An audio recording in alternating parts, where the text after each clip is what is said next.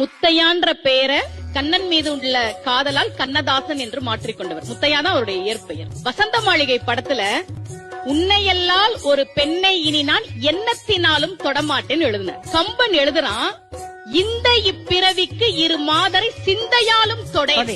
அந்த வார்த்தைய அப்படியே கொண்டு வந்து சினிமால கொடுத்தார் கண்ணதாசன். பால் வண்ணம் பருவம் கண்டு, வேல் வண்ணம் விழிகள் கண்டு, மான் வண்ணம் நான் கண்டு வாடுகிறேன்.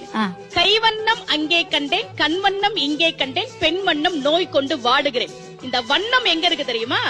சேரமான் பெருமாள் நாயனார் பாடிய வண்ணத்தையும், ஆழ்வார் பாடிய வண்ணத்தையும், கம்பன் பாடிய வண்ணத்தையும் பால் வண்ணம் பருவம் கண்டு என்று சினிமாவுல கொண்டு வந்தவர் கண்ணதாசன். தேவாரத்தையும், பெரிய புராணத்தையும், ராமாயணத்தையும், மகாபாரதத்தையும், திருவிளையாடல் புராணத்தையும் சினிமாவுல சொன்னவர்.